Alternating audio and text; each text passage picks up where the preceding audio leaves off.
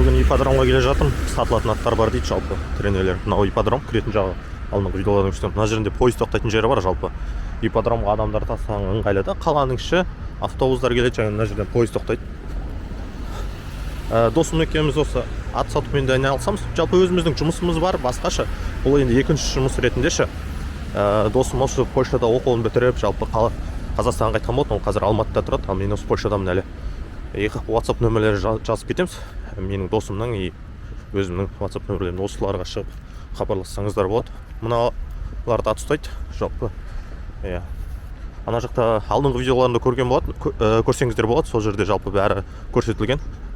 Бәйге қалай өтеді жалпы мына жақта. Осы ар жағында жарыс болатын жер бар. Мына жақта сол жылқылардың аттарын ұстайды.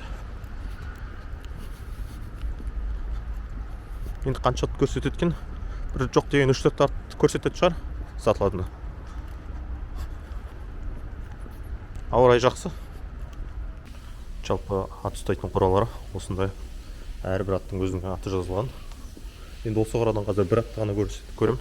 Мына негізі тренерлер өздері қарайды. Мына әр аттың иесі әртүрлі да, мысалға. Мына аттың иесі басқа болуы мүмкін, жалпы бірақ осы жерде бағып қарайды сол бір тренер. Мына жерде атты жуады.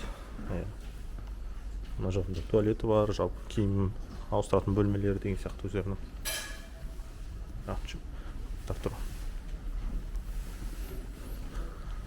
Бұл қорадан тек бір ат қана көремін. Негізі бірақ егер жақсы ақшалар ұсынса, барлығы ат сатылады ғой негізі. Айналып келген бәрі ақшаға байланысты. Мыналар жас сияқты.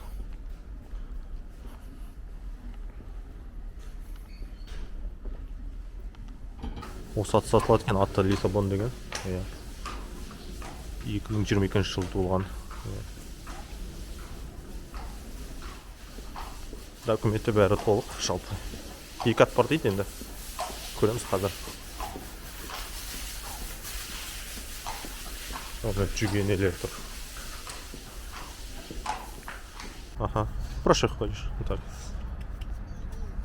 Осы ат жалпы шапқан дейді, бірақ типа орта қал шапты дейді. Ондай аттар керемет емес деп сөйтті.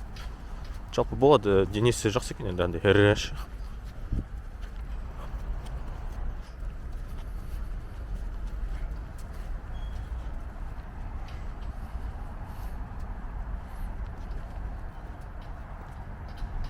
Осындай.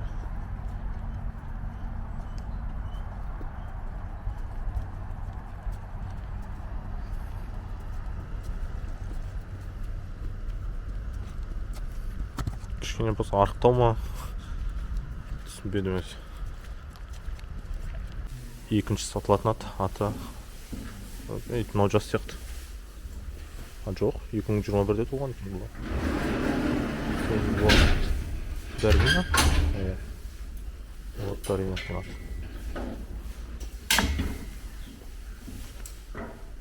Другой контент, так? Мынау жақсы екен. Бірақ жаңағы көрген аттан үлкенді, бірақ жақсы көрінеді.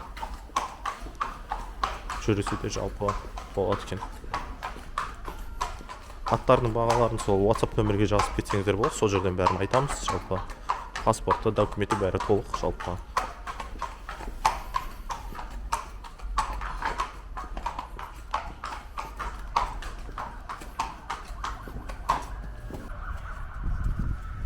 Жүрісі.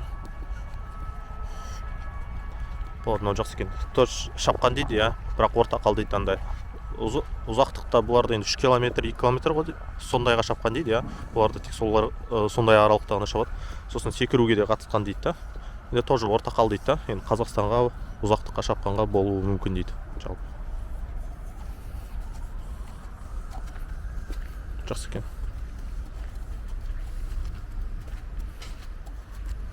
Да, брат, Дженки, ты старше әтеш. Мына жердегі тренерден сұраймын ғой, сатылатын ат бар ма деймін ғой, сөйтсем айтады. Жоқ қазір дейді, соң қандай ат іздеп жүрсің дейді, типа арапан тұқыма деп. Мен айтамын ғой, бәрібір деймін ғой, кез келген көрсетіңіз деймін ғой. Сосын айтады, Қазақстанға деймін ғой, сөйтсем болды, мүлдем сатпаймын Қазақстанға, уже әңгіме бітті осымен дейді ғой. Не үшін дейсем, айтады, жоқ просто сатпаймын, болды Қазақстанға. Білем сендердің қалай, мен айтамын ғой, біз атты жақсы көреміз, бізде ұзаққа шабады ғой деймін ғой. Білем сендерді аттардың қалай шабатын, сатпаймын Қазақстанға мүлдем дейді ғой.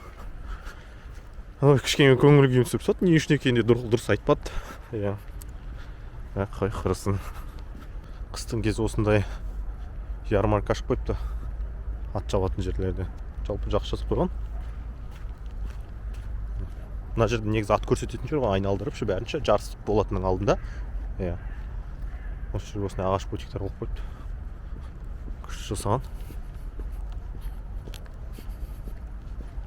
Жерде машина теуге болады, кішкентай ат шабатын алаңдары.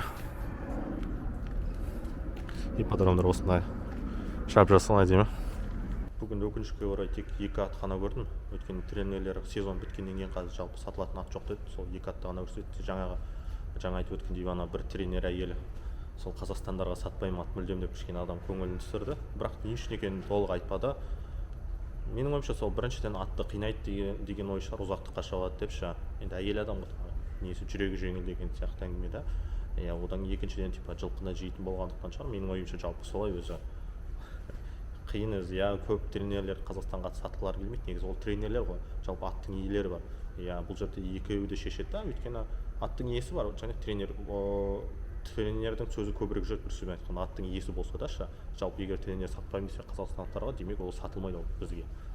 Осындай жағдайлар бар жалпы.